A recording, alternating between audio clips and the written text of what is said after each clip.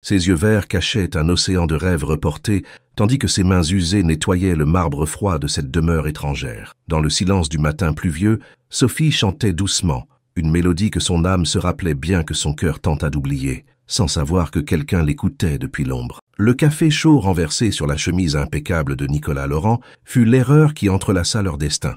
Elle, avec sa dignité intacte malgré son tablier usé, lui, avec une richesse qui ne guérissait pas sa solitude. Dans le bref instant où leurs regards se croisèrent, quelque chose d'ancien et d'oublié s'éveilla sous sa peau, un tremblement imperceptible qui annonçait la tempête à venir, car parfois, l'âme reconnaît chez un étranger ce que nous cherchons toute notre vie. Ce jour de mars, le ciel de Paris s'était réveillé gris et lourd comme le cœur de Sophie Dubois. La jeune femme de 20 ans marchait d'un pas fatigué sur les pavés du quartier de Montmartre, ses cheveux châtain clair balayés par le vent, ses yeux vert pâle rougis par les larmes. Dans sa main, elle serrait fermement une enveloppe jaune, celle-là même qu'elle avait reçue il y a à peine 2 heures et qui contenait la nouvelle qui brisait son dernier rêve. Nous regrettons de vous informer que votre demande de bourse pour l'université de la Sorbonne a été refusée. Sophie, ou Sozo comme on l'appelait dans son quartier, s'arrêta devant le café où elle travaillait depuis 3 ans. Elle respira profondément, essayant de retenir ses larmes. Elle ne pouvait pas se permettre de pleurer, pas ici, pas devant les clients. C'était son seul gagne-pain depuis que sa mère était tombée malade, et maintenant, sans la possibilité d'étudier, ce travail serait son avenir, pour une durée indéterminée. « Sophie, qu'est-ce que tu fais planter là dehors ?» La voix rauque de Madame Moreau, la propriétaire de l'établissement, la tira de ses pensées. « Nous avons des clients qui attendent. » La jeune femme rangea la lettre dans son sac usé et entra dans le café. L'odeur du café fraîchement moulu et des viennoiseries la réconfortait habituellement, mais aujourd'hui, elle ne faisait qu'intensifier son sentiment d'enfermement. Pendant qu'elle nouait son tablier, elle sentit le regard critique de Thomas, le fils de Madame Moreau, qui depuis des mois la harcelait avec des insinuations qu'elle repoussait poliment. « Tu as l'air affreuse », dit-il avec un sourire malveillant. « Tu as enfin compris que ce rêve universitaire était ridicule pour quelqu'un comme toi ?» Sophie l'ignora, comme elle le faisait toujours, et commença à servir les clients avec un sourire forcé. Chaque tasse de café servie, chaque addition encaissée, était un rappel de ce que serait sa vie désormais. Une routine sans fin, sans l'éducation qu'elle désirait tant pour aider sa mère malade et sa petite sœur, Amélie, qui avait à peine 12 ans. À midi, alors que le café était plus bondé que jamais, l'incident se produisit. Thomas s'approcha trop près, tandis qu'elle servait une commande, et en essayant de l'éviter, Sophie trébucha et renversa du café chaud sur un client. Mais pas n'importe quel client. « Je suis vraiment désolée !» s'exclama-t-elle horrifiée, tout en essayant de nettoyer la tache qui s'étalait sur la chemise blanche impeccable d'un homme qu'elle n'avait jamais vu dans le café. L'homme, d'une 30aine d'années, aux yeux bleus intenses et à l'expression sévère, se leva d'un bond. Son regard glacial parcourut Sophie de haut en bas, la faisant se sentir petite, insignifiante. « Qu'êtes-vous, aveugle ou simplement incompétente ?» demanda-t-il d'une voix posée mais tranchante. Les mots la transpercèrent comme des poignards. Pour aggraver les choses, Madame Moreau arriva précipitamment. « Monsieur Laurent, quelle honte !» s'excusa la femme. « Cette fille est nouvelle, elle ne sait pas ce qu'elle fait. » Ce mensonge fut comme une gifle. Sophie travaillait là depuis 3 ans, et Madame Moreau le savait.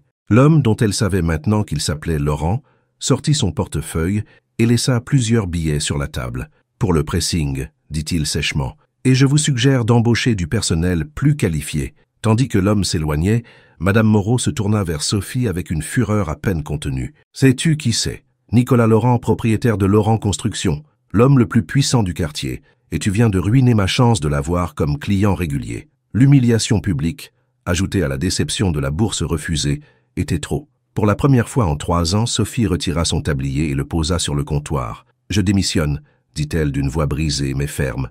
En sortant du café, les larmes coulèrent enfin librement sur ses joues. En une seule journée, elle avait perdu son espoir d'étudier et son seul emploi. Comment financerait-elle maintenant les traitements de sa mère? La vie, qui n'avait jamais été juste avec elle, semblait aujourd'hui déterminée à la faire sombrer complètement. Ce que Sophie ignorait, c'est que Nicolas Laurent, depuis sa voiture garée à mi-chemin de la rue, l'observait sortir du café. Quelque chose dans ses yeux verts remplis de dignité blessée avait capté son attention au-delà de l'incident du café. Dans son monde d'affaires impitoyables et de relations superficielles, cela faisait longtemps qu'il n'avait pas vu autant d'honnêteté dans un regard. Et ainsi, sans le savoir, Leurs destins venèrent de s'entremêler d'une façon qui changerait leur vie pour toujours. Sophie arriva à son petit appartement dans un immeuble délabré du quartier de Belleville alors que la nuit tombait. Elle partageait ses 2 pièces étroites avec sa mère, Marie, et sa sœur Amélie. L'endroit était modeste, mais impeccablement propre, avec des fleurs séchées dans des vases en verre recyclés et des rideaux faits main qui apportaient une touche de chaleur à cet espace réduit. « Sophie, c'est toi, ma fille !» La voix faible de sa mère lui parvint depuis la chambre. Sophie essuya rapidement les traces de larmes et força un sourire avant d'entrer. Marie était allongée sur le lit, son visage pâle encadré par des cheveux prématurément grisonnants. À 45 ans, le cancer l'avait vieilli d'une décennie. À côté d'elle, Amélie faisait ses devoirs, ses petits doigts tachés d'encre. « Oui, maman, je suis sortie un peu plus tôt aujourd'hui », mentit-elle en s'asseyant au bord du lit. « Comment te sens-tu » ? « Mieux quand je te vois, répondit Marie, mais son sourire ne cachait pas la douleur dans ses yeux. Et la lettre de l'université? C'était aujourd'hui, n'est-ce pas? Sophie sentit un nœud dans sa gorge. Elle ne pouvait pas lui dire la vérité, pas quand sa mère avait placé tant d'espoir en elle, la première de la famille, qui pourrait faire des études supérieures. Elle n'est pas encore arrivée, mentit-elle à nouveau, se détestant pour cela. Ils ont dit que ça pourrait prendre quelques jours de plus. Amélie leva les yeux de ses cahiers. « Mais ce matin, tu as dit qu'aujourd'hui, sans faute. »« Amélie !» l'interrompit Sophie avec plus de brusquerie qu'elle ne l'aurait voulu. « Tu as fini tes devoirs de mathématiques ?» La fillette baissa les yeux blessée par le ton et Sophie ressentit une autre pointe de culpabilité. Tout s'écroulait autour d'elle. Cette nuit-là, après avoir donné son médicament à sa mère et s'être assurée qu'Amélie dormait, Sophie s'assit devant la fenêtre qui donnait sur la rue. La pluie commençait à tomber doucement sur la ville. Elle sortit de sa poche les quelques billets qui lui restèrent de son dernier salaire et les compta avec désespoir. Il suffirait à peine pour une semaine de médicaments. Sans travail, sans études, sans espoir, elle laissa les larmes silencieuses couler librement. Le lendemain matin, avec des cernes profondes et une détermination renouvelée, Sophie parcourut chaque commerce du quartier à la recherche d'un emploi. Personne n'avait besoin d'aide, ou pire encore, personne ne voulait embaucher la fille qui avait été renvoyée du café de Madame Moreau, dont la version déformée de l'incident s'était déjà répandue comme une traînée de poudre. Fatiguée et démoralisée, elle s'assit sur un banc du jardin du Luxembourg, son estomac grondant de faim car elle n'avait pas pris de petit déjeuner pour laisser assez de nourriture à Amélie et à sa mère. C'est alors qu'elle vit l'annonce dans le journal abandonné à côté d'elle, employé de maison recherchée, temps plein, bon salaire, quartier du 16e arrondissement. Le 16e était le quartier des riches, loin de sa réalité, mais le désespoir ne laissait pas de place à la fierté. Elle nota l'adresse et utilisa ses dernières pièces pour prendre le métro vers ce monde inconnu. La demeure des Laurent s'élevait, imposante, au bout d'une rue bordée d'arbres. Sophie hésita devant la grille en fer forgé, intimidée par la grandeur du lieu.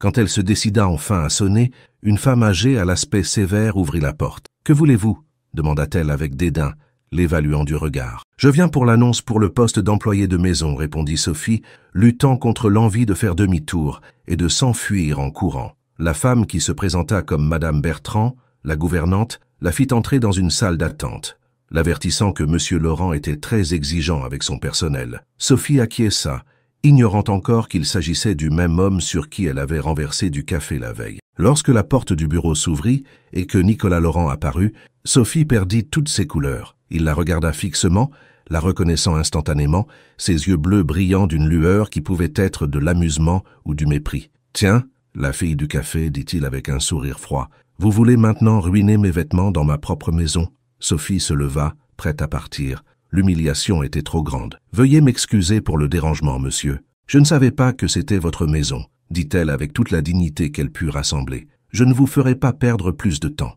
Elle se dirigea vers la porte, mais la voix de Nicolas l'arrêta. « Attendez, je n'ai pas dit que je ne vous engageais pas. » Sophie se retourna confuse. Nicolas l'observait avec curiosité, comme quelqu'un qui étudie un puzzle intéressant. « La dernière fille qui a travaillé ici a volé plusieurs pièces d'argenterie avant de partir, » poursuivit-il. « J'ai besoin de quelqu'un d'honnête. Vos yeux disent que vous l'êtes, malgré votre évidente maladresse. » Elle aurait dû se sentir offensée, mais le désespoir pesait plus lourd que la fierté. « J'ai besoin de ce travail, » admit-elle sincèrement, « et je vous promets que je suis beaucoup plus soigneuse que ce qu'il a semblé hier. » À sa surprise, Nicolas sourit, cette fois sans froideur. « Vous commencez demain. Madame Bertrand vous expliquera vos fonctions et horaires, » dit-il, et ajouta en retournant dans son bureau, « et tâchez de ne pas approcher de café de mes vêtements. » C'est ainsi que Sophie commença à travailler dans la demeure Laurent, sans imaginer que derrière ces murs d'opulence, elle trouverait non seulement un emploi mais aussi des secrets obscurs, des alliés inattendus, des ennemis cachés et un homme dont la froideur extérieure dissimulait des blessures aussi profondes que les siennes. Tandis qu'elle recevait les instructions de Madame Bertrand, qui la voyait clairement comme une menace, Sophie ne pouvait s'empêcher de se demander quelle histoire se cachait derrière ces yeux bleus qui, malgré leur dureté, reflétaient parfois une solitude qu'elle ne connaissait que trop bien. J'ai maintenant terminé la traduction du 2e chapitre. Le destin de Sophie prend un tournant inattendu dans la demeure des Laurent. Que découvrira-t-elle sur cet homme énigmatique? Quel secret se cache derrière les murs luxueux de cette maison? J'attends votre commande pour poursuivre avec le prochain chapitre. 2 semaines s'étaient écoulées depuis que Sophie avait commencé à travailler dans la demeure Laurent. Chaque matin, elle arrivait à 6 heures, avant que le soleil n'illumine les grandes fenêtres de la résidence, et partait quand les premières étoiles apparaissaient dans le ciel. Le travail était épuisant mais bien payé, suffisamment pour acheter les médicaments de sa mère et régler le loyer en retard. Elle apprit rapidement les règles non écrites de cet endroit. Ne jamais entrer dans l'aile et sans y être appelé, là où Nicolas avait sa chambre et son bureau privé. Éviter toute conversation avec les invités d'affaires et surtout, ne jamais poser de questions sur la famille de M. Laurent. Madame Bertrand, la gouvernante de 60 ans qui avait passé toute sa vie au service de la famille, surveillait chacun de ses mouvements avec méfiance. Elle avait été la nounou de Nicolas depuis sa naissance et le protégeait avec une férocité maternelle. Pour elle, Sophie était une intruse, probablement une opportuniste, qui chercherait à profiter de son patron. « Monsieur a le cœur trop tendre sous cette façade dure », l'avertit Madame Bertrand un jour, pendant qu'elle nettoyait l'argenterie. « Il vous a engagé par pitié, mais je vois clair à travers ce petit visage innocent. Vous n'êtes pas la première jeune fille qui essaie d'attraper un homme riche. » Sophie cessa de polir la cuillère qu'elle tenait et regarda directement la femme. « J'ai seulement besoin de ce travail, rien de plus, » répondit-elle fermement. « Je n'ai aucun intérêt pour Monsieur Laurent, au-delà de remplir mes obligations. » C'était vrai, ou du moins c'est ce qu'elle se répétait quand elle se surprenait à observer Nicolas durant les rares occasions où ils se croisaient. Il y avait quelque chose chez lui, dans sa façon de se mouvoir dans le monde avec tant d'assurance et en même temps tant de vide qui éveillait sa curiosité. Cet après-midi-là, alors qu'elle nettoyait la bibliothèque, Sophie trouva une photographie encadrée cachée derrière plusieurs livres. On y voyait un Nicolas beaucoup plus jeune, souriant comme elle ne l'avait jamais vu, aux côtés d'une belle femme aux longs cheveux noirs et d'un petit garçon. Elle était si absorbée par cette image de bonheur qu'elle n'entendit pas les pas qui s'approchaient. « Que faites-vous avec ça ?» La voix glaciale de Nicolas la fit sursauter, lui faisant presque lâcher le cadre. « Je suis désolé, monsieur, » balbutia-t-elle, en replaçant rapidement la photographie. « J'étais en train de nettoyer et... »« Personne ne touche à mes affaires personnelles, » l'interrompit-il, lui arrachant brusquement le cadre des mains. « Si vous avez besoin de nettoyer quelque chose, demandez d'abord. » Ses yeux bleus, habituellement froids et inexpressifs, brûlaient maintenant d'un mélange de douleur et de colère qui la déconcerta. Pendant un instant, Sophie vit en eux le reflet de la même souffrance qu'elle connaissait si bien. « Cela ne se reproduira plus, » promit-elle à voix basse. « Veuillez excuser mon intrusion. » À sa surprise, au lieu de la renvoyer comme elle le craignait, Nicolas s'assit lourdement dans l'un des fauteuils en cuir de la bibliothèque, la photographie toujours entre ses mains, ses yeux fixés sur les visages souriants. « C'était ma femme, Isabelle, » dit-il après un long silence d'une voix à peine audible. « Et mon fils Lucas. Ils sont décédés il y a 5 ans dans un accident. » La douleur dans sa voix était si palpable que Sophie sentit un nœud dans sa gorge. Sans réfléchir aux conséquences, elle s'assit en face de lui, oubliant momentanément la distance sociale qui les séparait. « Je suis vraiment désolée, » murmura-t-elle avec sincérité. « Je sais ce que c'est de perdre quelqu'un. » Nicolas leva les yeux, comme se rappelant soudainement qu'elle était là. « Que savez-vous des pertes ?» demanda-t-il, mais sans la dureté habituelle dans son ton. Sophie hésita. Elle ne parlait jamais de son passé, des blessures qui saignaient encore. Mais quelque chose dans la vulnérabilité momentanée de cet homme l'incita à s'ouvrir. « Mon père nous a abandonnés quand j'avais 12 ans, » commença-t-elle d'une voix tremblante. « Il est parti un jour pour travailler et n'est jamais revenu. Il nous a laissés sans argent, sans explication. Ma mère est tombée malade d'un cancer 3 ans plus tard, et maintenant les médecins disent qu'il lui reste peu de mois. » Les mots sortirent comme un torrent qu'elle ne pouvait contenir. Elle lui raconta la bourse refusée, sa petite sœur qui croyait encore que la vie pouvait être juste, les emplois qu'elle avait occupés depuis ses 15 ans pour maintenir sa famille à flot. Quand elle termina, elle réalisa avec horreur ce qu'elle venait de faire. Elle avait déversé sa vie personnelle devant son patron, brisant toutes les règles professionnelles. Excusez-moi, monsieur, je n'aurais pas dû parler de mes problèmes, dit-elle en se levant précipitamment. Je vais retourner à mon travail. Mais Nicolas la retint, sa main tenant doucement son poignet. Ce contact envoya un courant électrique à travers sa peau. « Sophie », prononça-t-il son prénom complet, pour la première fois depuis qu'il l'avait engagée. Parfois, nous parlons davantage avec des inconnus qu'avec ceux qui nous entourent chaque jour. Ne vous excusez pas d'être humaine. Quelque chose changea entre eux à ce moment-là, un pont invisible qui se tendit entre deux âmes blessées. Quand Sophie retourna à ses tâches, elle sentait le poids du regard de Nicolas qui la suivait avec un intérêt renouvelé. Ce soir-là, en rentrant à son appartement, elle trouva sa mère particulièrement faible. Le médecin qui était venu l'examiner pendant la journée avait laissé une ordonnance pour un nouveau médicament coûteux. « Ne t'inquiète pas, ma fille », murmura Marie, remarquant l'inquiétude sur le visage de sa fille. « Nous allons bien comme ça. Nous n'avons pas besoin de dépenses supplémentaires. » Mais Sophie savait que ce médicament pourrait donner à sa mère quelques mois de plus à vivre, des mois précieux qui n'avaient pas de prix. Avec détermination, elle prit une décision. Le lendemain matin, elle rassembla son courage et frappa à la porte du bureau de Nicolas. « Monsieur Laurent, j'ai besoin de vous demander quelque chose, » dit-elle quand il lui permit d'entrer. « J'ai besoin d'une avance sur mon salaire. Ma mère, son médicament. » Elle ne put terminer sa phrase. Nicolas l'observa longuement, ses yeux bleus l'étudiant avec une intensité qui la fit se sentir vulnérable et exposée. « Je vous donnerai l'argent dont vous avez besoin, » dit-il finalement, « mais à une condition. » Le cœur de Sophie s'accéléra. Que demanderait-il en échange? Des milliers d'histoires terribles sur des patrons abusifs traversèrent son esprit. « Il y a un dîner de charité ce samedi, » poursuivit-il, la surprenant. « J'ai besoin que vous m'accompagniez. » La proposition la laissa sans voix. L'accompagner?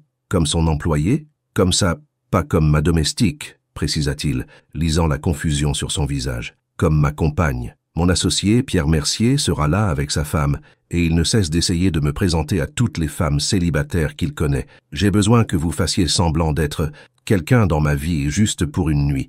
Je vous donnerai l'argent pour votre mère et une prime supplémentaire. Sophie savait qu'elle devrait refuser. Cela dépassait toutes les limites professionnelles, mais le souvenir de sa mère souffrant dans son lit fut plus fort que toute autre considération. « J'accepte », répondit-elle, ignorant la voix intérieure qui l'avertissait qu'elle entrait dans un jeu dangereux. Ce qu'elle ne savait pas, c'est que Madame Bertrand avait écouté toute la conversation derrière la porte, et que le regard de Nicolas Laurent envers elle était bien plus que celui d'un patron cherchant une solution pratique à un problème social. La robe bleu nuit que Nicolas avait envoyée à son appartement était la plus belle que Sophie ait jamais vue, et encore moins portée. En soie douce et d'une coupe qui accentuait sa silhouette de manière élégante, mais non provocante, elle semblait taillée sur mesure. Des escarpins discrets et un simple collier de perles l'accompagnaient avec une note « Pour que tu ne détonnes pas au gala, je te prendrai à 20h, NL ». Pendant qu'elle se préparait, elle sentait le regard inquiet de sa mère depuis le lit. « Cela ne me plaît pas, Sophie, » dit finalement Marie. « Pourquoi un homme comme lui voudrait-il t'emmener à une soirée ?»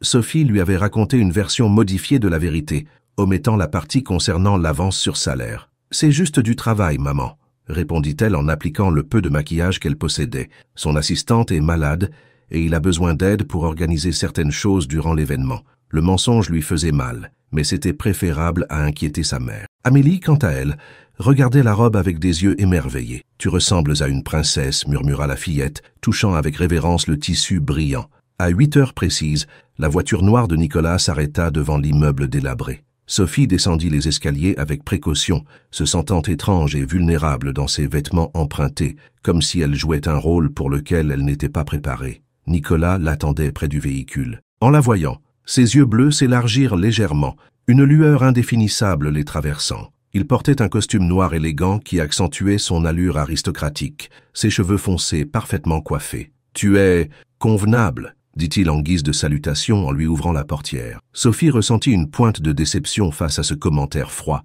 Mais à quoi s'attendait-elle? C'était un arrangement, pas un vrai rendez-vous. Le trajet jusqu'au gala se déroula dans un silence inconfortable. Finalement, Nicolas prit la parole. « Quelques règles pour ce soir, » dit-il sans quitter la route des yeux. « Si quelqu'un demande, nous nous sommes rencontrés il y a 2 mois lors d'une exposition d'art. Tu es institutrice, tu apprécies la littérature classique et tu viens de rentrer d'une année sabbatique en Europe. Pas un mot sur ta famille ou ton véritable travail. Je dois mentir sur qui je suis, demanda Sophie, ressentant un mélange d'indignation et de honte. Nicolas la regarda brièvement. « Dans ce monde, tout le monde ment sur qui il est, » répondit-il avec amertume. « Au moins, toi, tu sauras que ce n'est que pour une nuit. » Le gala se tenait dans l'un des hôtels les plus luxueux de la ville. En entrant au bras de Nicolas, Sophie sentit tous les regards se poser sur eux. Certaines femmes l'examinaient avec une curiosité mal dissimulée, tandis que les hommes observaient Nicolas avec un mélange de respect et d'envie. « Nicolas, tu te décides enfin à nous honorer de ta présence. » Un homme d'une 50aine d'années s'approcha d'eux, accompagné d'une femme blonde et élégante. « Et je vois que tu n'es pas seul. Pierre, Christine, » salua Nicolas avec formalité. « Je vous présente Sophie. » Pierre Mercier, l'associé que Nicolas avait mentionné, prit sa main et la baisa avec une galanterie excessive. « Une perle cachée, » commenta-t-il avec un sourire qui n'atteignait pas ses yeux. Nicolas parvient toujours à nous surprendre. Pendant l'heure qui suivit, Sophie interpréta son rôle du mieux qu'elle put, répondant aux questions avec des réponses préparées et souriant quand c'était approprié. Mais elle ressentait un malaise croissant face aux regards évaluateurs et aux commentaires voilés de condescendance de ces personnes pour qui elle, dans toute autre circonstance, aurait été invisible. Lorsque Nicolas s'éloigna pour parler avec des investisseurs, Christine Mercier s'approcha d'elle, une coupe de champagne à la main. « Alors c'est toi la nouvelle distraction de Nicolas » dit-elle avec un sourire froid. « Je dois admettre qu'il a amélioré son goût depuis la dernière fille. Au moins tu sembles avoir une certaine éducation. » Sophie garda son sang-froid bien qu'elle sentît la chaleur monter à son visage. « Je ne suis la distraction de personne, Madame Mercier, » répondit-elle fermement. « Monsieur Laurent et moi avons une relation de respect mutuel. » Christine rit, un son musical mais sans joie. « Ma chérie, elles commencent toutes par croire cela, » dit-elle, en se rapprochant comme pour partager un secret. « Mais tu devrais savoir que Nicolas n'a jamais surmonté la perte d'Isabelle. Il utilise les femmes comme il utilise ses costumes, pour une occasion spécifique, puis il s'en débarrasse. » Avant que Sophie ne puisse répondre, Nicolas revint à ses côtés, plaçant une main possessive sur sa taille. « Je vois que tu as fait la connaissance de Christine, » dit-il, et bien qu'il souriait, ses yeux étaient vigilants. « J'espère qu'elle ne t'a pas ennuyé avec ses histoires de charité superficielle. » La tension entre eux était palpable.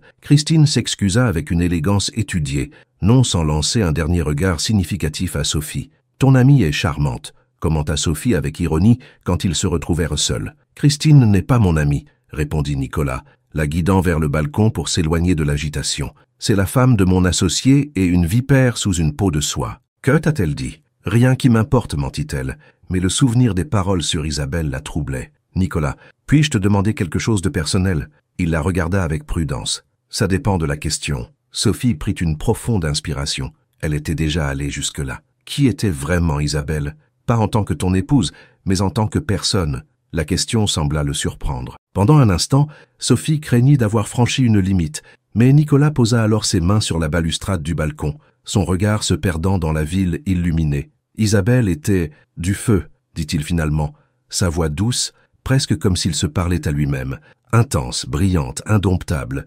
Nous nous sommes rencontrés à l'université. J'étais un étudiant sérieux, obsédé par la construction de l'empire que mon père attendait de moi. Elle étudiait l'art, vivait l'instant présent, m'a appris à rire. Quand Lucas est né, j'ai cru avoir atteint le bonheur parfait. Il s'arrêta, et Sophie vit ses jointures blanchir tant il serrait la balustrade. L'accident est arrivé un mardi, poursuivit-il. J'aurais dû les accompagner pour rendre visite à ses parents, mais j'ai annulé à cause d'une réunion d'affaires. Un camion a perdu le contrôle sur la route. Ils sont morts sur le coup. Sophie ressentit une douleur aiguë dans la poitrine en entendant son récit. Sans réfléchir, elle posa sa main sur la sienne. « Je suis vraiment désolée, Nicolas, » murmura-t-elle. « Je ne peux pas imaginer cette douleur. » À sa surprise, il ne retira pas sa main. Au contraire, il la regarda avec une intensité qui lui coupa le souffle. « Parfois, je pense que Dieu me les a enlevés comme punition, » confessa-t-il, avec une vulnérabilité qu'il n'avait jamais montrée. « Pour avoir été ambitieux, pour avoir toujours mis le travail en premier, pour n'avoir pas valorisé ce que j'avais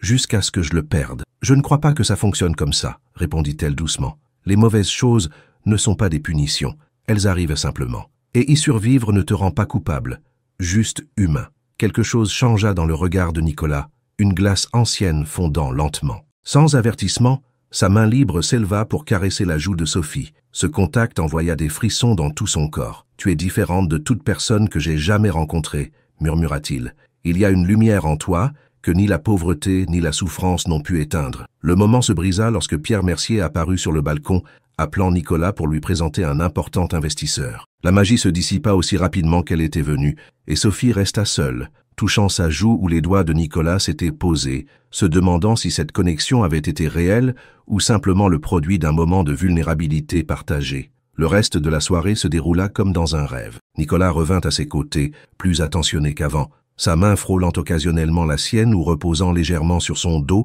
tandis qu'il la présentait à diverses personnes importantes. Pour n'importe quel observateur, il semblait former un couple authentique, et Sophie fut surprise de constater combien il était facile de feindre qu'elle appartenait à ce monde, qu'elle appartenait à ses côtés. Vers minuit, Nicolas se pencha vers elle. « Ça t'ennuierait si nous partions maintenant ?» murmura-t-il à son oreille, son souffle chaud envoyant un frisson le long de sa colonne vertébrale. « Je crois que nous avons suffisamment respecté le protocole social. » Dans la voiture, le silence était différent de celui du trajet aller. Pas inconfortable, mais chargé de possibilités non exprimées. Lorsqu'ils arrivèrent devant son immeuble, Nicolas coupa le moteur, mais ne fit pas mine de sortir. « Merci de m'avoir accompagné ce soir, dit-il, la regardant avec une intensité qui rendait la respiration difficile. Tu as été parfaite. J'ai juste joué un rôle, répondit-elle, essayant de se rappeler à elle-même que tout n'avait été qu'une comédie. Tu en es sûr? Demanda-t-il, se rapprochant légèrement. Parce que ce que j'ai vu sur le balcon ne ressemblait pas à du jeu. Le cœur de Sophie battait si fort qu'elle craignait qu'il puisse l'entendre. La distance entre eux se réduisit jusqu'à ce qu'elle puisse sentir son souffle se mêler au sien. « Nicolas » murmura-t-elle, sans savoir si c'était une supplication ou un avertissement. Il s'arrêta à quelques millimètres de ses lèvres, comme se réveillant d'une transe. « Pardonne-moi, dit-il, s'éloignant brusquement. « Ceci, c'est une erreur. Je ne devrais pas... » Sophie eut l'impression qu'on lui jetait de l'eau froide. La réalité la frappa de plein fouet. Elle était son employée, rien de plus. « Bien sûr, répondit-elle avec toute la dignité qu'elle put rassembler. « Bonne nuit, monsieur Laurent, et merci pour l'avance. » Elle sortit de la voiture et entra dans l'immeuble sans se retourner, les larmes menaçant de couler. Ce n'est que lorsqu'elle arriva à son appartement, dans l'obscurité de sa petite chambre partagée, qu'elle laissa les pleurs silencieux libérer la confusion et la douleur qu'elle ressentait. Ce que Sophie ne vit pas, c'est Nicolas restant dans la voiture longtemps après qu'elle fut entrée, ses jointures blanches tant il serrait le volant, luttant contre l'envie de la suivre. Le lendemain matin était dimanche, son jour de congé. Sophie le passa à s'occuper de sa mère, dont l'état semblait s'être légèrement aggravé. Le nouveau médicament qu'elle avait pu acheter grâce à l'avance de Nicolas était sur la table de chevet, un rappel du pacte qu'elle avait conclu et de la limite qu'ils avaient failli franchir. « S'est-il passé quelque chose hier soir ?» demanda Marie, observant avec des yeux fatigués mais perspicaces le visage tendu de sa fille. « Tu me sembles différente. »« Je suis juste fatiguée, maman, » mentit Sophie, en arrangeant les oreillers pour que sa mère soit plus confortable. La soirée s'est terminée tard. Marie prit sa main, l'arrêtant. « Je te connais depuis ton premier souffle, dit-elle avec douceur. Ses yeux verts n'ont jamais pu me cacher quoi que ce soit. Si cet homme t'a fait quelque chose... »« Non, maman, » interrompit Sophie. « Il ne m'a rien fait. C'est juste que je me suis embrouillée. Pendant un moment, j'ai oublié qui je suis et qui il est. » Marie serra sa main avec le peu de force qui lui restait. « Et qui es-tu, ma petite ?» demanda-t-elle. « Une employée de maison ? Oui, pour le moment. Mais tu es aussi Sophie Dubois, la petite fille qui à 8 ans lisait déjà mieux que son institutrice, celle qui s'est toujours battue pour sa famille sans renoncer à sa dignité. Tu n'es inférieure à personne. » Les paroles de sa mère la réconfortèrent et lui firent mal à parts égales. C'était vrai, elle avait sa dignité, mais il était également vrai que le monde était structuré pour maintenir des personnes comme elle à leur place, servant des personnes comme Nicolas. Le lundi, Sophie retourna à la demeure avec une détermination renouvelée. Elle maintiendrait les distances professionnelles et oublierait ce qui s'était passé. À sa surprise, Nicolas n'était pas là. Selon Madame Bertrand, il était parti en voyage d'affaires urgent à Lyon et ne reviendrait pas avant mercredi. Les 2 jours suivants s'écoulèrent dans une routine tranquille mais tendue. Sophie sentait constamment le regard de Madame Bertrand sur elle, plus vigilant que jamais. Le mercredi après-midi, alors qu'elle nettoyait le salon principal, elle entendit une conversation entre Madame Bertrand et le chauffeur de Nicolas. « Monsieur rentre ce soir, » disait l'homme, « et il n'est pas seul. Il amène mademoiselle Julie Moreau. Il m'a demandé de préparer la chambre d'amis. »« Julie Moreau ?» Le ton de Madame Bertrand exprimait la surprise. « La fille d'Alexandre Moreau de Construction Rivale, celle-là même. Il semblerait qu'ils aient passé tout le week-end ensemble à Lyon. Philippe, l'assistant, m'a dit qu'il pourrait y avoir une fusion d'entreprises, et peut-être plus encore. » Sophie sentit un nœud à l'estomac. Elle se rappela qu'elle n'avait aucun droit d'éprouver de la jalousie. Nicolas était libre d'être avec qui il voulait et elle connaissait parfaitement sa place dans cette maison. Ce soir-là, alors qu'elle finissait de ranger les draps propres dans l'armoire du couloir, la porte d'entrée s'ouvrit. Nicolas entra accompagné d'une femme impressionnante, grande, au teint hâlé, aux cheveux noirs brillants qui tombaient comme une cascade sur ses épaules et aux yeux marrons qui brillaient d'intelligence et d'assurance. Elle portait un tailleur qui témoignait à la fois de sa position sociale et de son excellente silhouette. « Bienvenue, monsieur », salua Sophie, baissant les yeux et s'apprêtant à se retirer discrètement. « Sophie », la voix de Nicolas l'arrêta. « Permets-moi de te présenter mademoiselle Julie Moreau. Julie, voici Sophie dont je t'ai parlé. » Il lui avait parlé d'elle? La surprise dut se refléter sur son visage, car Julie sourit avec curiosité. « Nicolas m'a parlé de ta situation familiale, » dit la femme, tendant une main élégante aux ongles parfaitement manucurés. « Je suis médecin oncologue à l'hôpital Saint-Louis. J'aimerais aider pour le cas de ta mère. » Sophie était si abasourdie qu'elle put à peine murmurer un remerciement. Julie continua d'expliquer que si elle le permettait, elle pourrait examiner le dossier médical de sa mère et offrir un second avis, peut-être même l'inclure dans un programme expérimental qu'elle développait. « Pourquoi ferais-tu cela pour une inconnue ?» demanda-t-elle finalement quand elle retrouva sa voix. Julie regarda brièvement Nicolas avant de répondre. « Parce que nous méritons tous une chance de lutter, » dit-elle simplement. « Et parce que Nicolas me l'a demandé comme une faveur personnelle. Je l'ai rarement vu se soucier autant de quelqu'un. Cette nuit-là, en rentrant chez elle, Sophie tentait de digérer ce qui s'était passé. Nicolas, l'homme qui avait failli l'embrasser puis l'avait repoussé, apparaissait maintenant avec une femme belle et puissante, mais en même temps lui offrait de l'aide pour sa mère. À quel jeu jouait-il? Était-ce de la culpabilité, de la compassion ou autre chose? Et plus important encore, pourquoi son cœur continuait-il à s'emballer quand elle pensait à lui, malgré tous les signaux qui lui disaient de se tenir à distance? Le docteur Julie Moreau s'avéra être aussi compétente que belle. En à peine une semaine, elle avait réussi à inclure Marie dans un programme expérimental qui proposait un traitement innovant pour les cas de cancer avancé. L'amélioration, bien que lente, était notable. Les couleurs étaient revenues aux joues de sa mère, et pour la première fois depuis des mois, Sophie permit à l'espoir de fleurir dans son cœur. Durant cette période, sa relation avec Nicolas avait subtilement changé. Il se montrait respectueux mais distant, comme s'il avait érigé un mur invisible entre eux. Les rares fois où ils se croisaient dans la demeure, leur conversation était purement professionnelle. Cependant, parfois, elle le surprenait à l'observer avec une intensité qui contredisait son apparente indifférence. Julie visitait fréquemment la demeure, toujours élégante et sûre d'elle. Contre toute attente, elle avait développé une relation cordiale avec Sophie, s'intéressant sincèrement à l'évolution de Marie et la traitant avec un respect qu'elle avait rarement connu de la part de personnes de sa position sociale. « Tu aurais dû étudier la médecine », lui dit Julie un après-midi après l'avoir vu changer avec habileté le cathéter de sa mère. « Tu as des mains de guérisseuse. » « C'était mon rêve, » confessa Sophie. « Mais la vie avait d'autres plans. »« Les plans peuvent changer, » répondit Julie avec un sourire énigmatique. « Rien n'est gravé dans la pierre. » Cet après-midi-là, alors que Sophie nettoyait le bureau de Nicolas, elle trouva sur le bureau des documents portant son nom. Normalement, elle n'aurait jamais lu des papiers privés, mais la curiosité fut plus forte. C'étaient des formulaires de demande pour une bourse complète à la Sorbonne, à la faculté de médecine, tous à son nom, déjà remplis et apparemment prêts à être envoyés. Elle était si absorbée dans sa lecture qu'elle n'entendit pas la porte s'ouvrir. « Je vois que tu as découvert ma surprise avant l'heure. » La voix de Nicolas la fit sursauter. Sophie laissa tomber les papiers, honteuse d'avoir été surprise en train de fouiner. « Je suis désolée, je n'aurais pas dû lire cela, » balbutia-t-elle. « Qu'est-ce que cela signifie, Nicolas ?» Il s'approcha, ramassant les documents et les organisant méticuleusement. « Cela signifie exactement ce que tu crois, » répondit-il, sa voix maîtrisée mais avec une touche de nervosité inhabituelle chez lui. « Une demande de bourse. Julie m'a dit que tu as du potentiel pour la médecine, et je suis d'accord. Tu méritais cette opportunité depuis le début. » Sophie ressentait un tourbillon d'émotions, gratitude, confusion et quelque chose de plus profond qu'elle n'osait pas nommer. « Pourquoi fais-tu cela pour moi ?» demanda-t-elle dans un murmure. Nicolas la regarda droit dans les yeux, laissant enfin tomber ce masque d'indifférence qu'il avait maintenu ces dernières semaines. « Parce que tu es extraordinaire, Sophie, » dit-il d'une voix grave. « Parce que tu mérites bien plus que ce que la vie t'a donné jusqu'à présent.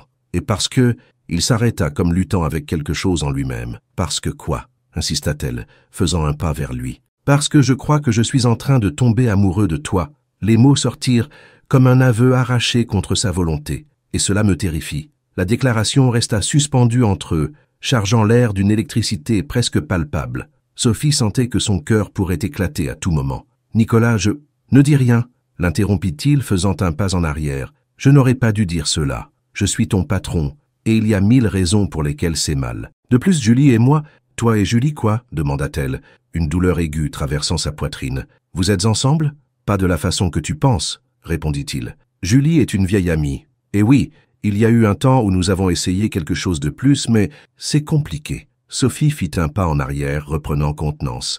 Malgré ce qu'elle ressentait, elle ne pouvait pas se permettre de tomber dans ce piège émotionnel. « Je te remercie pour ce que tu essaies de faire avec la bourse, » dit-elle avec toute la dignité qu'elle put rassembler. « Mais je ne peux pas l'accepter. Je ne veux plus rien devoir à personne, pas même à toi. »« Ce n'est pas une dette, » protesta Nicolas. « C'est une opportunité que tu mérites. Une opportunité qui vient avec des conditions non dites, » répliqua-t-elle. « Je préfère gagner mon propre chemin, même si cela prend plus de temps. » Elle se retourna pour partir, mais Nicolas la retint doucement par le bras. « Sophie, attends, il y a quelque chose que tu dois savoir. » Sa voix avait changé, plus grave, plus urgente. « La raison pour laquelle Julie est ici, ce n'est pas seulement pour toi ou pour moi, c'est à cause de constructions rivales. » Elle le regarda, confuse. « Qu'est-ce que cela a à voir avec moi ?» Nicolas respira profondément avant de continuer. « Pierre Mercier t'a fait surveiller depuis le gala, » révéla-t-il. « Il est convaincu que je t'ai engagé pour autre chose que tes capacités comme employé de maison.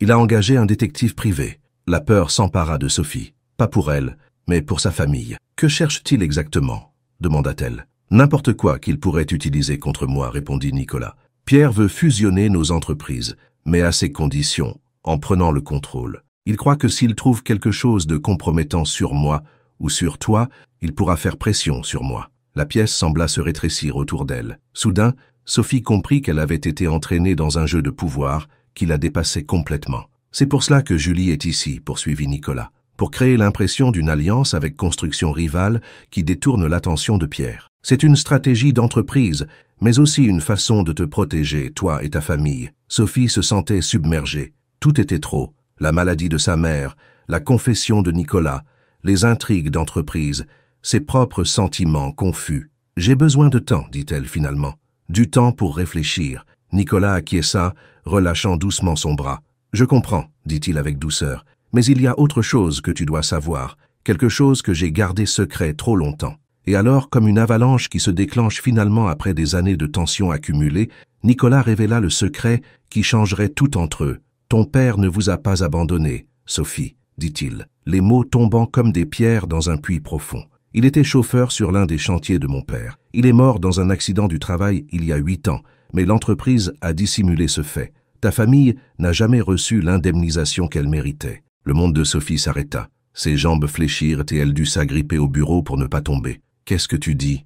murmura-t-elle, la voix à peine audible. « Je l'ai découvert il y a 3 semaines, en examinant d'anciens dossiers, » continua Nicolas, son visage un masque de culpabilité et de regret. « Mon père a manipulé les registres pour éviter une poursuite judiciaire. Il a fait croire que ton père avait abandonné son travail. Quand j'ai vu ton nom sur la demande d'emploi, je n'ai pas fait le rapprochement immédiatement. Mais après t'avoir connu, après avoir entendu ton histoire, j'ai commencé à enquêter. » Les larmes coulaient librement sur le visage de Sophie, des années de douleur et de questions sans réponse se cristallisant dans ce moment cruel. « C'est pour ça que tu m'as engagé ?» demanda-t-elle entre 2 sanglots. « Par culpabilité ?» Nicolas s'approcha, essayant de prendre ses mains, mais elle le repoussa. « Au début, quand je t'ai vu au café, c'était une coïncidence, » répondit-il avec sincérité. « Mais quand j'ai demandé tes documents pour t'embaucher, ton nom de famille m'a semblé familier. J'ai fait des recherches et... oui, en partie, c'était de la culpabilité. Je voulais compenser d'une certaine façon ce que ma famille t'avait pris. » Sophie avait l'impression de suffoquer. Tout ce en quoi elle avait cru, même sa douleur face à l'abandon de son père, s'écroulait. « Mon père ne nous a pas abandonnés, » répéta-t-elle, comme pour essayer d'assimiler cette vérité. « Il est mort en travaillant, et vous nous avez même volé le droit de lui dire adieu. » La colère remplaçait le choc initial. D'un mouvement brusque, elle prit son sac. « Je ne peux pas rester ici, » dit-elle, se dirigeant vers la porte. « Je ne peux même pas te regarder en ce moment. »« Sophie, s'il te plaît, » supplia Nicolas. « Laisse-moi arranger les choses.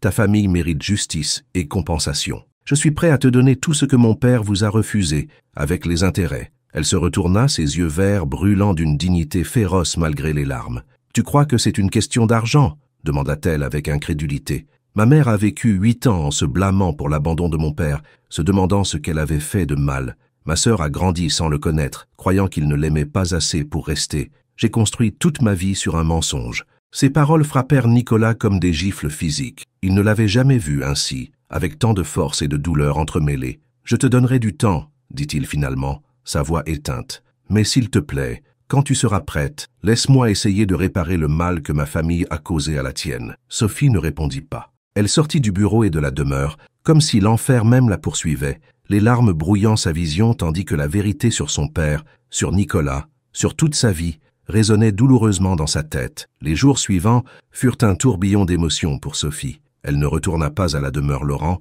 ni ne répondit aux nombreux appels de Nicolas. Elle avait besoin d'espace pour assimiler la vérité sur son père et pour décider quoi faire des fragments brisés de ce qu'elle croyait savoir sur sa vie. La première chose qu'elle fit fut de raconter la vérité à sa mère. Voir Marie accepter la nouvelle que son mari ne l'avait pas abandonnée, mais qu'il était mort en travaillant, fut l'un des moments les plus déchirants et en même temps libérateurs que Sophie ait jamais vécu. Sa mère pleura pendant des heures, un mélange de douleur renouvelée et de soulagement de savoir que l'homme qu'elle aimait ne les avait pas quittés volontairement. « Dans mon cœur, j'ai toujours su que François n'était pas capable de nous abandonner, » dit Marie entre ses larmes, s'accrochant à une vieille photographie de son mari. « Il nous aimait trop. » Pendant ce temps, le traitement expérimental continuait de fonctionner et Marie gagnait des forces jour après jour. Le docteur Julie, à la surprise de Sophie, continua à leur rendre visite régulièrement dans leur petit appartement, sans mentionner Nicolas, mais en s'assurant que Marie reçoive les meilleurs soins possibles. « Il souffre, tu sais »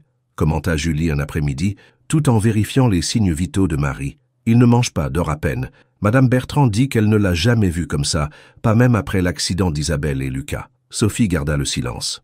Une partie d'elle voulait courir vers Nicolas, lui dire qu'elle comprenait qu'il n'était pas coupable des péchés de son père, mais une autre partie, celle qui avait construit une vie basée sur l'abandon et la lutte constante, ne pouvait pas pardonner si facilement. « Nicolas n'est pas parfait, » continua Julie, rangeant son stéthoscope. « Il a commis des erreurs, certaines graves, mais depuis qu'il t'a rencontré, il essaie d'être un homme meilleur. Le soir du gala, après t'avoir déposé ici, il est venu à mon appartement. Pas pour ce que tu penses, ajouta-t-elle rapidement, en voyant l'expression de Sophie, mais pour me parler de toi, de ta famille, de comment il voulait t'aider mais ne savait pas comment le faire sans que cela ne paraisse être de la charité ou, pire encore, une façon d'expier ses fautes. « Pourquoi me dis-tu cela ?» demanda Sophie, déconcertée par l'apparente loyauté de Julie envers Nicolas. Julie sourit tristement. « Parce que je reconnais l'amour véritable quand je le vois, » répondit-elle, « et parce que j'ai aussi perdu le mien par orgueil et par peur. Je ne veux pas que vous commettiez la même erreur. » Ce soir-là, après le départ de Julie, Sophie prit une décision. Elle enverrait un message à Nicolas, acceptant de lui parler mais sur un terrain neutre. Ils avaient besoin de clarifier les choses et de décider comment procéder. Ils choisirent de se retrouver au jardin du Luxembourg, sous le grand marronnier. Quand Sophie arriva, Nicolas était déjà là, assis sur un banc, l'air négligé avec de profondes cernes qui confirmèrent les paroles de Julie sur son état. En la voyant, il se leva immédiatement, faisant un pas vers elle mais s'arrêtant, incertain de la façon de procéder. « Merci d'être venu, dit-il simplement. » Ils s'assirent l'un à côté de l'autre, observant les familles et les couples qui profitaient du parc, étrangers au drame qui se déroulait entre eux. « J'ai fait enquêter sur tout ce qui concerne l'accident de ton père, » commença Nicolas. « J'ai les documents qui prouvent la négligence de l'entreprise et la dissimulation. Avec cela, nous pouvons déposer une plainte et obtenir l'indemnisation que vous méritez, avec les intérêts de toutes ces années. » Sophie acquiesça lentement. « Il ne s'agit pas seulement d'argent, Nicolas, » dit-elle d'une voix douce. « Il s'agit de la vérité. Mon père mérite que son nom soit lavé, que tous sachent qu'il ne nous a pas abandonnés. »« Je sais, » répondit-il, « et je suis prêt à faire une déclaration publique assumant la responsabilité de l'entreprise pour ce qui s'est passé. Peu m'importe si cela nuit à la réputation de l'entreprise. » Elle le regarda, surprise par sa disposition à risquer tant. « Tu ferais cela, même si cela affecte l'entreprise que tu as tant travaillé à construire ?» Nicolas prit une profonde inspiration avant de répondre. « J'ai appris quelque chose ces dernières semaines, Sophie, » dit-il, la regardant droit dans les yeux. « Les entreprises, les bâtiments, les fortunes peuvent être reconstruits, mais les personnes que nous aimons, les opportunités de faire ce qui est juste, elles ne reviennent pas toujours. » Le silence tomba entre eux, chargé de paroles non dites et de sentiments à peine contenus. « Qu'est-il arrivé à Pierre Mercier ?» demanda finalement Sophie, se souvenant de la menace qui pesait sur eux. « Julie et moi avons finalisé un accord avec Construction Rivale, » expliqua Nicolas. « Mais selon nos conditions, pas celles de Pierre, nous avons découvert qu'il avait des dettes cachées qui le rendaient vulnérable. Il n'aura pas le pouvoir de nous nuire maintenant. Sophie acquiesça, assimilant l'information. Tout semblait se résoudre, du moins en surface. Mais restait la question la plus importante, celle qu'aucun des deux n'osait formuler à voix haute. Qu'adviendrait-il d'eux?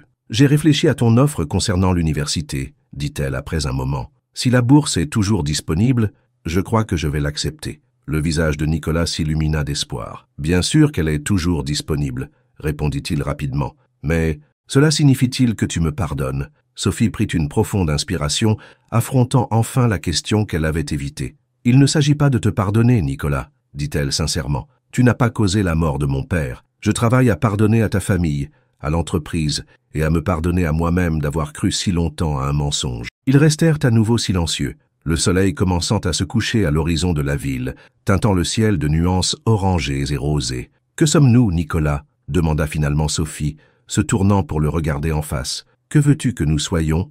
Nicolas prit ses mains entre les siennes, un geste qui semblait maintenant naturel, comme si leurs mains avaient été destinées à se trouver. « Je veux que nous soyons ce que tu veux que nous soyons, » répondit-il d'une voix grave, chargée d'émotion. « Si tu as besoin de temps, je te donnerai du temps. Si tu veux seulement de l'amitié, je m'en contenterai. Mais si tu me demandes ce que je désire, » il s'arrêta comme cherchant les mots justes. « Je veux être l'homme qui se tient à tes côtés pendant que tu réalises tes rêves, » continua-t-il. « Je veux être celui qui te soutient, pas celui qui résout ta vie. Je veux te voir devenir la brillante médecin que tu es destiné à être. Je veux écouter tes histoires chaque soir. Je veux partager mes peurs et mes joies avec toi. Je veux que nous construisions quelque chose de nouveau, non pas basé sur la culpabilité ou la réparation, mais sur le respect et l'amour. » Les larmes montèrent aux yeux de Sophie, mais cette fois-ci, ce n'étaient pas des larmes de douleur, mais d'une émotion qu'elle ne pouvait contenir. « J'ai peur », confessa-t-elle dans un murmure. « Peur de faire confiance, de croire, d'aimer à nouveau. Toute ma vie a été une lutte constante, et maintenant que les choses semblent s'améliorer, j'ai peur que ce ne soit qu'un rêve dont je vais me réveiller. » Nicolas porta une main à sa joue, essuyant doucement une larme rebelle. « J'ai peur aussi, admit-il. Après avoir perdu Isabelle et Lucas, j'ai juré que je ne me permettrais plus jamais d'aimer ainsi. C'est terrifiant d'ouvrir son cœur en sachant combien la vie est fragile. Mais plus terrifiant encore est de vivre une demi-vie, sans tout donner. » Sophie ferma les yeux, se permettant de sentir la chaleur de sa main sur sa joue. Quand elle les rouvrit, elle avait pris sa décision. « Je veux essayer, » dit-elle d'une voix ferme. « Ce ne sera pas facile. Nous venons de mondes différents, nous portons tous les deux des cicatrices profondes. Mais je veux nous donner une chance. » Le sourire qui illumina le visage de Nicolas fut comme l'aube après la nuit la plus sombre. Lentement, comme s'il craignait qu'elle puisse s'évanouir, il se pencha en avant. Cette fois, il n'y eut pas d'hésitation, pas de recul. Leurs lèvres se rencontrèrent dans un baiser doux, tendre, le premier de nombreux autres qu'ils partageraient. 6 mois plus tard, Sophie était assise au premier rang de l'amphithéâtre de la faculté de médecine, écoutant la conférence inaugurale du semestre. À ses côtés, Marie, visiblement rétablie bien que toujours fragile, souriait avec fierté. De l'autre côté, Nicolas tenait sa main, son pouce caressant doucement ses phalanges, dans un geste devenu habituel entre eux. Ces mois avaient été une période d'ajustement et de croissance. Sophie avait déménagé avec sa mère et sa sœur dans un appartement plus spacieux et proche de l'université, mais elle avait insisté pour le payer avec l'argent de l'indemnisation légale qu'ils avaient finalement reçue. Nicolas avait respecté son désir d'indépendance, comprenant qu'elle avait besoin de gagner ses propres succès.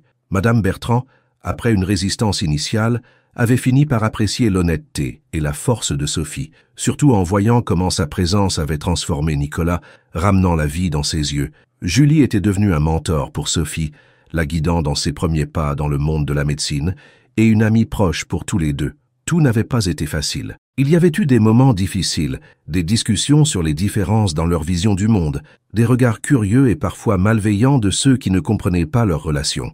Mais avec chaque obstacle surmonté, leur lien se renforçait. Ce soir-là, après la conférence, Nicolas l'emmena dîner au même café où ils s'étaient rencontrés. Madame Moreau, surprise de les voir ensemble, put à peine dissimuler son étonnement quand Nicolas demanda à la même table où Sophie avait renversé du café sur lui, riant, en se souvenant de cette première rencontre. « Si on m'avait dit ce jour-là que je finirais par tomber amoureux de la fille qui a ruiné ma chemise préférée, je les aurais probablement fait renvoyer, » plaisanta Nicolas. « Et si on m'avait dit que je finirais par tomber amoureuse du client le plus arrogant et exigeant que j'ai jamais connu, je leur aurais servi du café froid exprès, » répondit Sophie en souriant. Lorsque le serveur se retira, Nicolas prit ses mains sur la table, son expression devenant sérieuse mais tendre. « Ces mois ont été les plus heureux de ma vie depuis que j'ai perdu ma famille, dit-il d'une voix douce.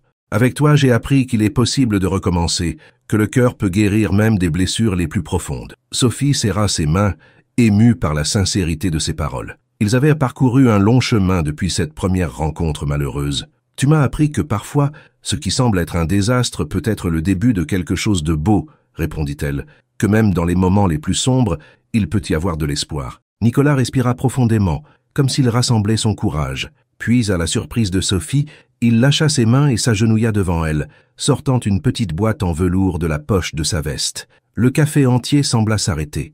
Les quelques clients qui restaient et les serveurs observaient la scène avec étonnement. Madame Moreau, derrière le comptoir, porta une main à sa poitrine. « Sophie Dubois, » commença Nicolas, sa voix légèrement tremblante mais ferme. « Je sais que nous commençons à peine cette aventure ensemble. Je sais que tu as des rêves à réaliser et des batailles à mener, et je veux être à tes côtés à chaque étape du chemin. Je ne te demande pas d'abandonner quoi que ce soit de ce que nous avons construit, mais de construire ensemble ce qui vient. » Il ouvrit la boîte, révélant une bague simple mais élégante, avec une petite émeraude qui brillait comme les yeux de Sophie. « Me ferais-tu l'honneur de partager ta vie avec moi? Pas aujourd'hui ni demain, mais quand tu seras prête. Veux-tu m'épouser ?» Les larmes coulaient librement sur les joues de Sophie. À ce moment, elle vit défiler devant ses yeux tout le chemin parcouru. La petite fille qui avait grandi sans père, l'adolescente qui avait sacrifié sa jeunesse pour prendre soin de sa famille, la jeune femme qui avait renversé du café sur un inconnu arrogant, la femme qui maintenant, contre toute attente, avait trouvé non seulement l'amour, mais aussi la force de poursuivre ses rêves. « Oui, » répondit-elle simplement, sa voix chargée d'émotion. « Oui, je veux t'épouser, Nicolas. » Le café éclata en applaudissements lorsque Nicolas passa la bague à son doigt et se leva pour l'embrasser. C'était un baiser de promesse, d'avenir, de deux âmes qui avaient trouvé dans l'autre une seconde chance de croire en la vie. Cette nuit-là, alors qu'il marchait dans les rues de la ville sous un ciel étoilé, Nicolas lui confia un dernier secret. « Te souviens-tu de ce jour où je t'ai entendu chanter pendant que tu nettoyais le couloir ?» demanda-t-il. Sophie acquiesça, surprise qu'il se souvienne de ce moment qui, pour elle, avait été si insignifiant. « Tu chantais une chanson que ma mère avait l'habitude de me chanter quand j'étais petit, » poursuivit Nicolas. « C'est à ce moment-là, en t'écoutant chanter avec tant d'émotion tout en faisant le travail le plus humble, que quelque chose s'est éveillé en moi. Tu m'as fait me souvenir que la beauté et la dignité peuvent exister dans les endroits les plus inattendus. » Elle sourit, posant sa tête sur son épaule tandis qu'il marchait. « Et toi, tu m'as appris que même les hommes qui semblent tout avoir peuvent se sentir vides, » répondit-elle. « Que derrière le masque de froideur et de succès se cache parfois un cœur qui aspire à être vu, à être aimé pour ce qu'il est vraiment. » Ils s'arrêtèrent sous un réverbère, sa douce lumière éclairant leur visage. Nicolas prit son visage entre ses mains, ses yeux bleus reflétant un amour si profond qu'il semblait impossible qu'il y ait jamais eu tant de douleur entre eux. « Je t'aime, Sophie, » murmura-t-il. « Non pas pour ce que tu représentes, ni pour ce que tu me fais ressentir, mais pour qui tu es, pour ta force, ta dignité, ta bonté inébranlable même face à l'adversité. Et je t'aime, Nicolas, » répondit-elle, sa voix ferme et assurée. « Non pas pour ce que tu peux me donner, mais pour l'homme que tu as choisi d'être, pour ton courage d'affronter la vérité, pour ta capacité à transformer la douleur en amour. » Sous le ciel de Paris, deux personnes que le destin avait unies à travers la douleur trouvèrent dans l'amour la force de guérir, de pardonner, de croire à nouveau. Et tandis qu'ils s'embrassaient, scellant une promesse qui transcendait les classes sociales, les passés douloureux et les anciennes cicatrices, l'univers semblait murmurer que parfois, juste parfois, la vie peut nous offrir des secondes chances qui dépassent nos rêves les plus audacieux.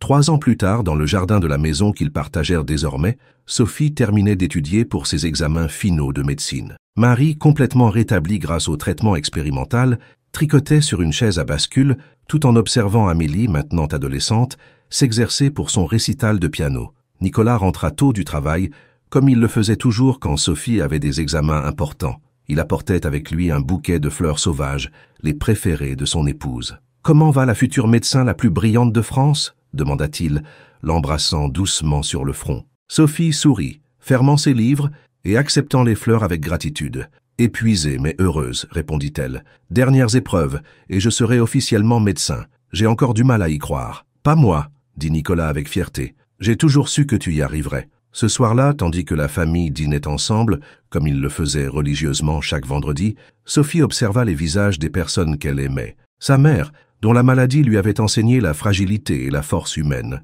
sa sœur qui grandissait confiante et sûre d'elle, sans les fardeaux qu'elle avait dû porter, et Nicolas, son compagnon, qui lui avait montré que même des circonstances les plus douloureuses peut naître l'amour le plus profond. La vie n'avait pas été juste avec eux, mais ensemble, ils avaient trouvé le moyen de créer leur propre justice, leur propre bonheur. Ce n'était pas un conte de fées, mais quelque chose de mieux, une histoire réelle de personnes imparfaites qui, malgré tout, avaient choisi de s'aimer, de se pardonner et d'avancer ensemble. Et tandis qu'elle regardait la bague à son doigt, ce simple cercle d'argent avec une émeraude qui symbolisait tant, Sophie sut avec certitude que parfois, c'est dans nos moments les plus sombres que nous trouvons la lumière qui changera nos vies à jamais. Car toute histoire, dans son essence la plus profonde, parle d'une personne qui ne croit pas mériter d'être vue, jusqu'à ce que quelqu'un la regarde vraiment. J'ai terminé la traduction de cette belle histoire d'amour et de rédemption. Nous avons suivi Sophie dans son parcours, depuis une simple employée de maison jusqu'à une future médecin, et Nicolas dans son voyage de la froideur à l'ouverture du cœur. Leur histoire nous rappelle que parfois, les rencontres les plus improbables peuvent mener aux plus belles histoires d'amour, et que même après les plus grandes douleurs, il est possible de trouver le bonheur. J'espère que cette adaptation française de l'histoire originale vous a plu, et qu'elle a su capturer toute l'émotion et la profondeur des personnages.